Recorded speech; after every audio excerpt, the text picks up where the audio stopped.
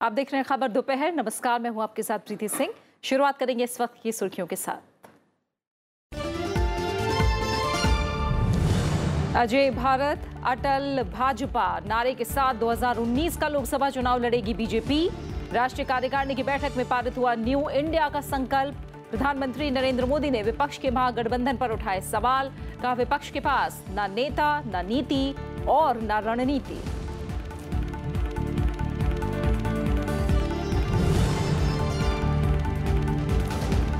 भारत बंद के दौरान दिल्ली के रामलीला मैदान में जुटे कांग्रेस समेत कई दलों के नेता। राहुल गांधी ने कहा, 2019 में बीजेपी को देंगे चुनौती। बीजेपी का विपक्षी दलों पर भ्रम फैलाने का आरोप।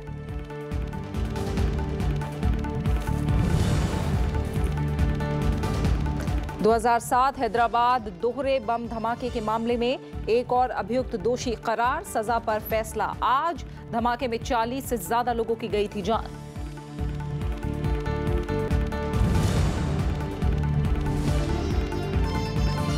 पीएनबी धोखाधड़ी मामले में नीरव मोदी की बहन पूर्वी के खिलाफ रेड कॉर्नर नोटिस जारी। मनी लॉन्ड्रिंग मामले में इंटरपोल की कार्रवाई।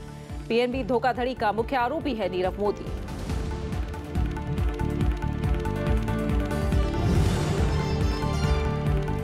स्वामी विवेकानंद के संदेश आज भी प्रासंगिक। शिकागो में विवेकानंद के ऐतिहासिक भाषण के 125 साल पूरे होने के मौके पर आयोजित विश्व हिंदू कांग्रेस में उपराष्ट्रपति का संबोधन। कहा, हिंदू दर्शन का मूल है शेयर और केयर। स्वीकार्यता और सहनशीलता को बताया भारत की पहचान।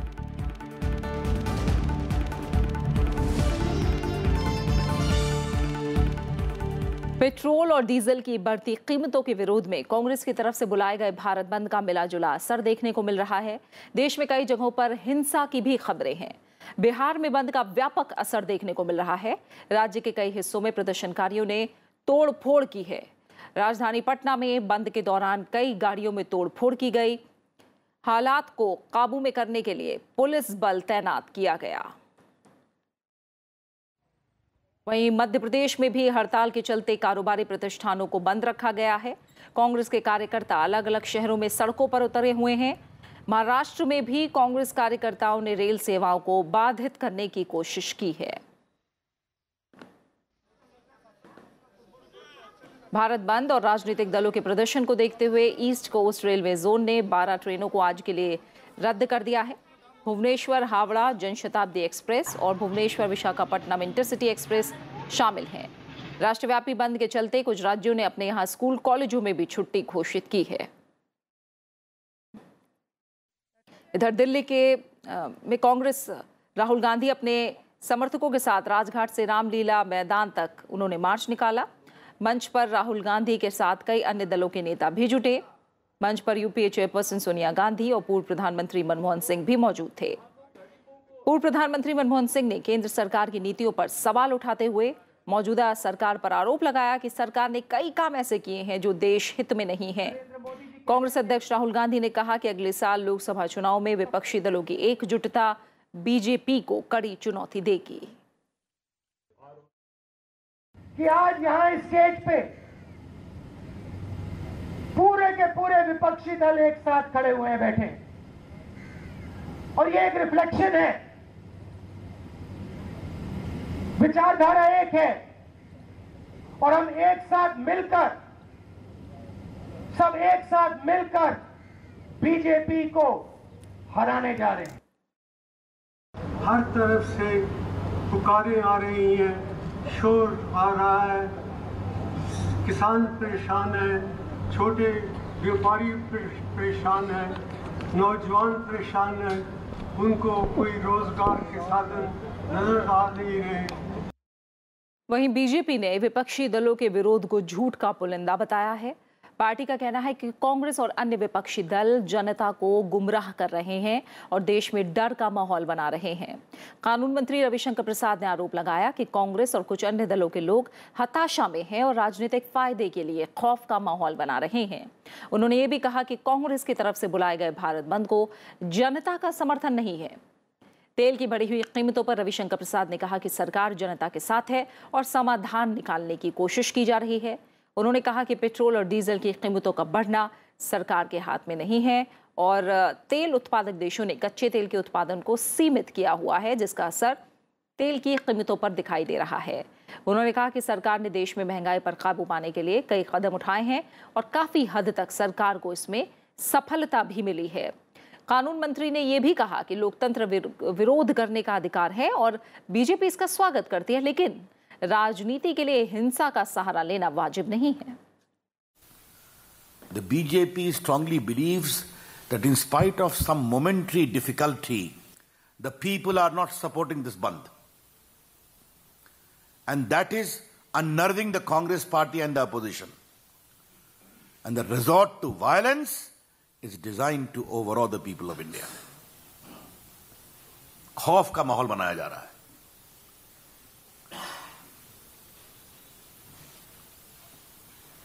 जब जनता का समर्थन नहीं मिलता तो उग्रता का प्रदर्शन कर बंद को सफल करने की कोशिश की जा रही है। राजस्थान सरकार ने पेट्रोल और डीजल पर वैट को 4% कम करने की घोषणा की है। इससे राज्य में पेट्रोल और डीजल 2.5 रुपए प्रति लीटर तक सस्ता होगा। मुख्यमंत्री वसुंधरा राजे ने राजस्थान गौरव यात्रा के तहत हनुमानगढ़ के रावतसर कस्बे में एक सभा में पेट्रोलियम ईंधन सस्ता करने वाले इस फैसले का स्वागत किया। इसके तहत राज्य में वैट पेट्रोल पर 30 से घटाकर 26% और डीजल पर 22 से घटाकर 18% किया गया है। राज्य सरकार का यह फैसला बीती रात से लागू हो गया है। उन्होंने कहा कि राज्य की जनता, किसानों और गृहिणियों को राहत देने के लिए राज्य सरकार ने ये कदम उठाया है। इससे सरकार को 2000 करोड़ रुपए के राजस्व की हानि होगी। वसुंधरा राजे ने घोषणा ऐसे समय में की है जबकि मुख्य विपक्षी दल कांग्रेस ने पेट्रोल और डीजल के बढ़ते दाम के खिलाफ आज भारत बंद की घोषणा कर रखी है। प्रधानमंत्री नरेंद्र मोदी ने कहा है कि अजय भारत अटल भाजपा नारे के साथ 2019 का लोकसभा चुनाव लड़ा जाएगा।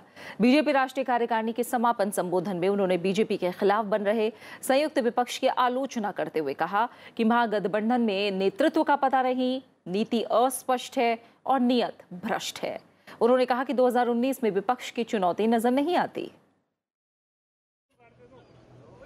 बीजेपी की 2 दिनों की राष्ट्रीय कार्यकारिणी बैठक का रविवार को समापन हो गया। समापन संबोधन में प्रधानमंत्री नरेंद्र मोदी ने कहा कि अजय भारत अटल बीजेपी नारे के साथ 2019 का लोकसभा चुनाव लड़ा जाएगा। पूर्व प्रधानमंत्री अटल बिहारी वाजपेयी को श्रद्धांजलि देते हुए उन्होंने कहा कि अटल जी ने बीजेपी के विचार, संस्कार और नेतृत्व को नई ऊंचाई दी। अजय भारत अटल Bhajpa. Today, Modi ji gave a clarion call to recall 2 powerful phrases: Ajay Bharat, Atal Bhajpa. An India which is unconquered, which is not to be subjugated by anyone, and a BJP which remains firmly committed to its principles. तो आज उन्हें देश के कार्यकर्ताओं के सामने BJP की राष्ट्रीय कार्यकारिणी की बैठक में 2019 के लोकसभा चुनाव और आगामी विधानसभा चुनाव की रणनीति पर चर्चा की गई। प्रधानमंत्री ने कहा कि आगामी लोकसभा चुनाव में विपक्ष की चुनौती कहीं नजर नहीं आती। उन्होंने कहा कि अलग अलग राह पर चलने वाली पार्टियां महागठबंधन की बात कर रहे हैं। हमें चुनौती कहीं नजर नहीं आती और स्वाभाविक रूप से उन्होंने 19 के संदर्भ में बात हो गई। उन्होंने कहा कि लोकतंत्र में विपक्ष होना चाहिए।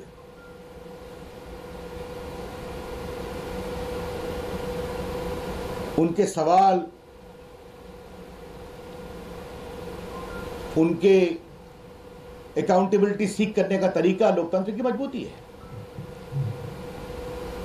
लेकिन उन्होंने एक बहुत बड़ी बात कही कि हमारी पीड़ा यह है जो सत्ता में विफल रहे वो विपक्ष में भी विफल है। बीजेपी ने विश्वास जताया कि वो 2019 के लोकसभा चुनाव में और अधिक सीटें जीतकर फिर से सत्ता में आएगी।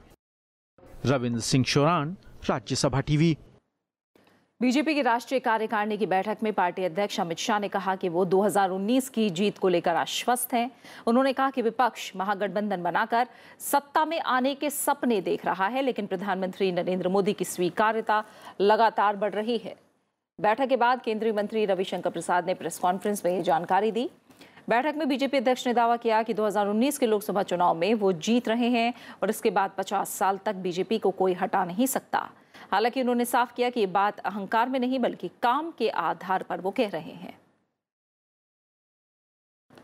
जो अध्यक्ष जी ने कुछ महत्वपूर्ण बात कही है, उसमें उन्होंने ये कहा है कि 22 करोड़ परिवारों से हमें संपर्क करना है, और इसके साथ उन्होंने दूसरी महत्वपूर्ण बात कही कि हमारे 9 करोड़ कार्यकर्ताओं का कॉर्पस हमारे पास है। एक बात अध्यक्ष जी ने और कही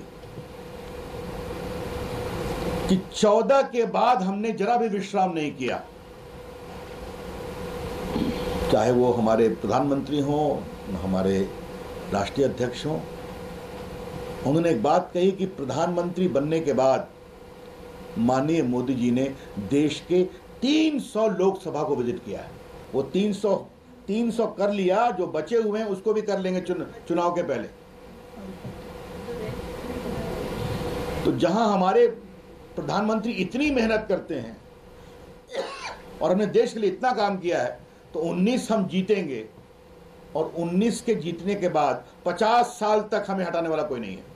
और ये उन्होंने कहा हम कोई अहंकार में नहीं बोल रहे हैं, अपने काम के आधार पर बोल रहे हैं। और ये देश की पॉलिटिक्स बदल रही है, देश परफॉर्मेंस और होप की ओर जा रहा है। बीजेपी राष्ट्रीय कार्यकारिणी की बैठक में विजन डॉक्यूमेंट 2022 नाम से राजनीतिक प्रस्ताव भी पारित किया गया।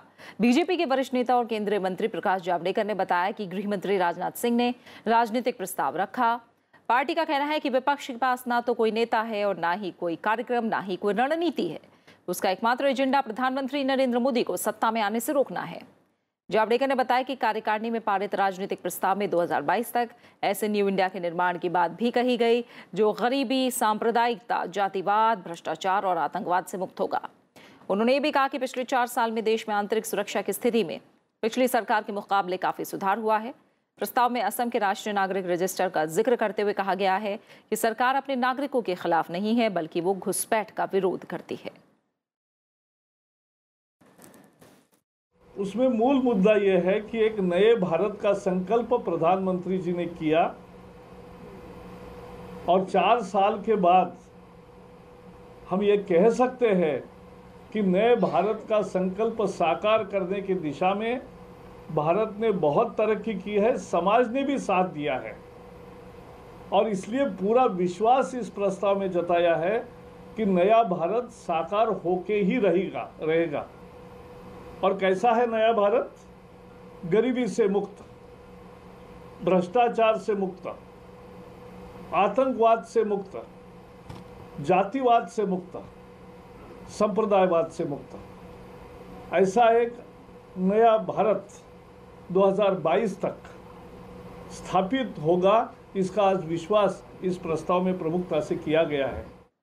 कुछ और अहम खबरें। सिलमेक्सिस डील मामले में प्रवर्तन निदेशालय ने कोर्ट से अपील की है कि मुख्य आरोपी कार्ति चिदम्बरम को गिरफ्तारी से दी गई अंतरिम सुरक्षा वापस ली जाए। ईडी ने पटियाला हाउस कोर्ट में याचिका दायर करके मांग की है कि कार्ति चिदम्बरम को गिरफ्तार करने की मंजूरी दी जाए।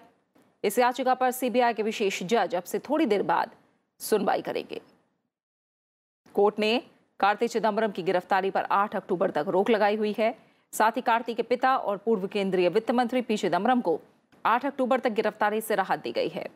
मामले में जांच एजेंसी पी चिदम्बरम से पूछताछ भी कर चुकी है। सीबीआई की तरफ से भी पी चिदम्बरम और उनके बेटे कार्ति के खिलाफ चार्जशीट दायर की जा चुकी है। 2007 में हैदराबाद में हुए दोहरे बम धमाके के मामले में एक और अभियुक्त तारिक अंजुम को एनआईए की विशेष अदालत ने दोषी करार दिया है। अदालत आज दोषियों की सजा का ऐलान भी करेगी।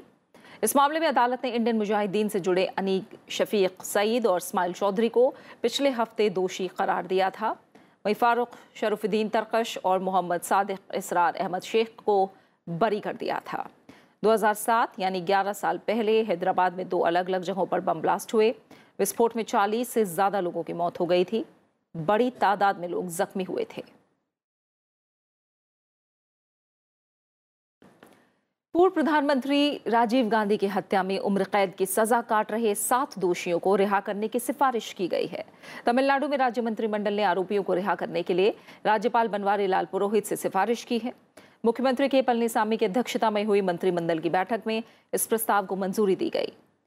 कैबिनेट के फैसले की जानकारी राज्य के मत्स्य पालन मंत्री डी जयकुमार ने दी। वहीं तमिलनाडु सरकार के इस फैसले पर प्रदेश कांग्रेस के नेताओं ने विरोध जताया है।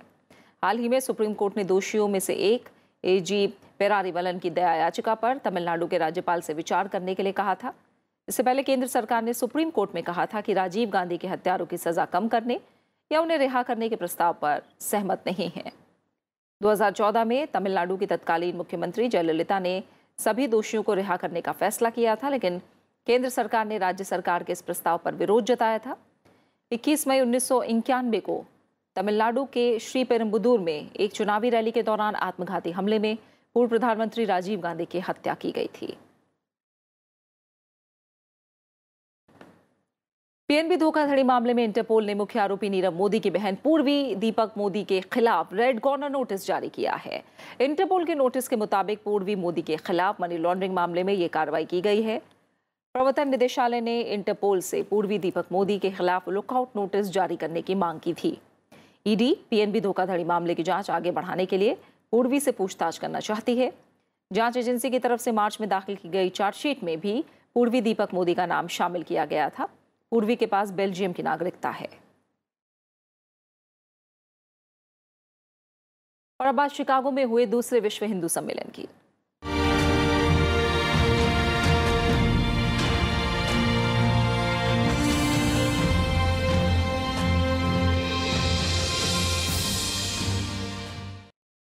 उपराष्ट्रपति एम वेंकैया नायडू ने कल विश्व हिंदू कांग्रेस के समापन समारोह में शिरकत की। इस मौके पर उन्होंने स्वामी विवेकानंद को याद किया। उपराष्ट्रपति ने कहा कि भारत धर्मनिरपेक्ष देश है और सबको साथ लेकर चलना भारत की संस्कृति है। दुनिया भर में धार्मिक और सांस्कृतिक मान्यताओं में समृद्ध विविधता के चलते विश्व धर्म संसद का विकास हुआ है और भारत ने सभी धर्मों को वास्तविक रूप में स्वीकार किया है। उपराष्ट्रपति एम वेंकैया नायडू ने ये बात रविवार को दूसरे विश्व हिंदू कांग्रेस के समापन समारोह में कही। उन्होंने कहा कि भारत की छवि दुनिया में एक सहनशील देश की है, जो भारत के इतिहास में भी झलकती है। उपराष्ट्रपति ने कहा कि भारत हमेशा से वैश्विक शांति का पक्षधर रहा है और दुनिया भर में पैदा हो रहे खतरों से मुकाबला करने के लिए अन्य देशों के साथ हमेशा खड़ा रहा है। Whenever the world is faced with threats of fragmentation, conflict, hatred, and irrational prejudices, the Indian voice brings to the world the smoothing, inclusive perspective that have pervaded its cultural world for more than 2 millennia. उपराष्ट्रपति ने कहा कि सबको साथ लेकर चलना और सबका ध्यान रखना हिंदू पद्धति है और सहिष्णुता, एकता, बहुलता, समानता, गरीबी उन्मूलन और पर्यावरण की सुरक्षा इसी पद्धति का हिस्सा है, जिसके बारे में स्वामी विवेकानंद ने दुनिया को संदेश दिया। उपराष्ट्रपति ने कहा कि स्वामी विवेकानंद के संदेश आज के दौर में और ज्यादा प्रासंगिक हैं। It brought the world together to understand different world views. It deepened our appreciation of the common quest for peace, harmony that human beings have been engaged in from time immemorial. Swami Vivekananda's address at this parliament has been incredibly influential. उपराष्ट्रपति ने कहा कि भारत एक महत्वाकांक्षी सुधार एजेंडे के साथ आगे बढ़ रहा है, जिसका मकसद लोगों के जीवन में सकारात्मक बदलाव को मजबूत करना है। Sustainable development without peace. If there is a tension, there cannot be attention. Progress cannot be reached without peace. So peace and progress, they go together. So we must always take peaceful methods and then treat every human being as our brethren and also treat every creature as our own. India is also moving on an ambitious reform agenda that seeks to transform people's lives. At this juncture, the values we all cherish as Indians can be the guide spots, posts of our individual growth and collective advancement. Chicago में 7 से 9 सितंबर तक चला विश्व हिंदू सम्मेलन स्वामी विवेकानंद के ऐतिहासिक भाषण की 125वीं सालगिरह के मौके पर आयोजित किया गया। स्वामी विवेकानंद ने 1893 में शिकागो में आयोजित धर्म संसद में भाषण दिया था। उपराष्ट्रपति एम वेंकैया नायडू ने कहा कि 125 साल पहले दिया गया विवेकानंद जी के भाषण पर भारतीय गर्व महसूस करते हैं और उसका असर आज भी कायम है। कैमरा पर्सन दुष्मंता के साथ मैं शिकागो से राजकमल राव, राज्यसभा टीवी के लिए। उपराष्ट्रपति एम वेंकैया नायडू ने शिकागो में भारतीय समुदाय को संबोधित किया। उन्होंने कहा कि भारत और अमेरिका के बीच दोस्ती साझा मूल्यों पर आधारित है। उपराष्ट्रपति ने कहा कि भारत और अमेरिका के बीच संबंधों में और मजबूती आई है, जो व्यक्तिगत आजादी, स्वतंत्रता, लोकतंत्र, बहुलवाद, कानून और न्याय के साझा मूल्यों पर आधारित है। उपराष्ट्रपति ने भारतीय समुदाय के लोगों से भारत में बदलाव और विकास में भागीदार बनने का आह्वान भी किया। Our relationship today is broad-based and multi-sectoral.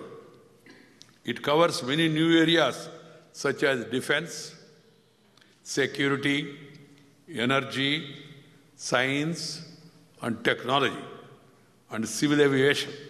Both India and US have worked continuously to bring the relationship to the current level.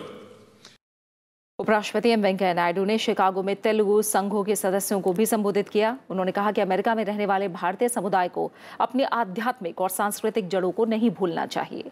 साथ ही उन्होंने यहाँ रहने वाले भारतीय समुदाय से नया और उभरता भारत बनाने में योगदान देने का भी आह्वान किया।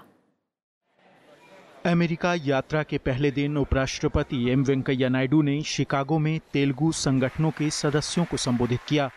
उपराष्ट्रपति ने भारत के मूलभूत मूल्यों के साथ वसुधैव कुटुंबकम की भावना को बरकरार रखने पर जोर दिया। उपराष्ट्रपति ने तेलुगु समुदाय से सफलता में सहायक अपनी मातृभाषा, पैतृक गांव और मातृभूमि, अभिभावकों और गुरु को हमेशा याद रखने की अपील की।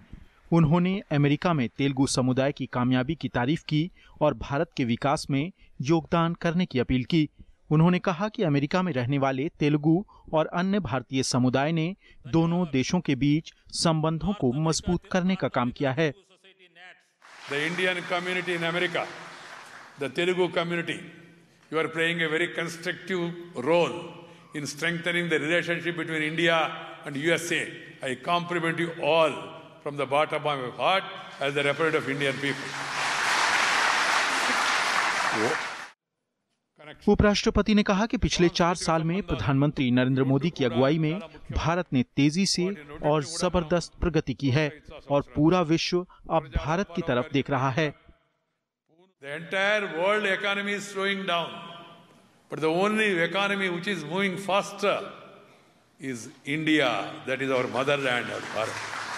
నేనేదో మీకు సంతోషపెట్టడం కోసం చెప్పడం లేదు. I am not just telling you to satisfy yourself. Go through ADB report, Asian Development Bank. Go through World Bank report. 65% of the Indian population is below 35 years. This is a demographic dividend. We are the youngest nation in the world. The entire world is looking towards India now. I was Minister for Urban Development till recently. As many as 35 to 40 ambassadors met me. They all wanted to invest in India. Smart cities, Amrut cities, national highways, metro trains, lot of new schemes people want to invest. Bharat को दुनिया की आध्यात्मिक राजधानी दर्शाते हुए उन्होंने भारत को सबसे प्राचीन सभ्यताओं में से एक बताया। उन्होंने शून्य के आविष्कार से लेकर योग जैसे भारत की तरफ से दुनिया को दिए गए योगदानों का भी जिक्र किया। शिकागो से राजकमल राव, राज्यसभा टीवी। कार्यक्रम के अलावा उपराष्ट्रपति वेंकैया नायडू ने अपने समकक्ष सूरीनाम के उपराष्ट्रपति अश्विनाधिन से मुलाकात भी की। इस दौरान दोनों देशों के उपराष्ट्रपतियों के बीच भारत और सूरीनाम से जुड़े आपसी हितों, व्यापार और निवेश को लेकर चर्चा की गई। दोनों नेताओं ने भारत और सूरीनाम के गहरे ऐतिहासिक और सांस्कृतिक संबंधों पर भी चर्चा की। साथ ही द्विपक्षीय संबंधों को और मजबूत बनाने पर जोर दिया। उपराष्ट्रपति एम वेंकैया नायडू ने सूरीनाम की बहुलवादी सांस्कृतिक विरासत की सराहना भी की।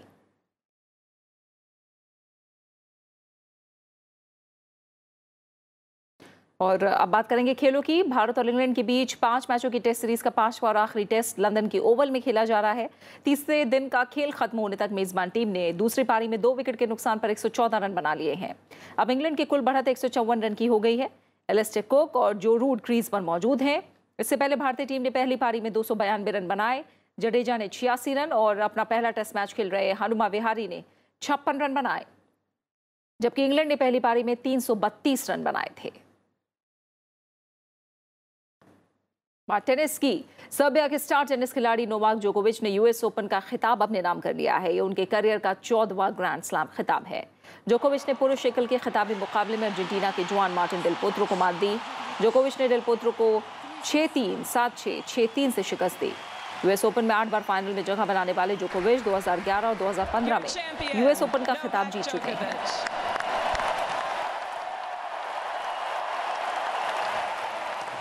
और इससे पहले महिला एकल में अपने करियर में पहली बार यूएस ओपन के फाइनल में पहुंचने वाली जापान की नाओमी ओसाका ने इतिहास रच दिया।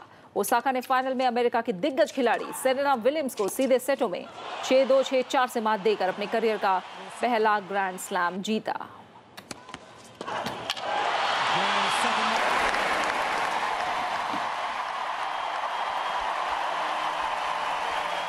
और इसी के साथ फिलहाल खबर दोपहर में इतना ही। जाते जाते एक नजर डालिए देश भर में मौसम के हाल पर। नमस्कार।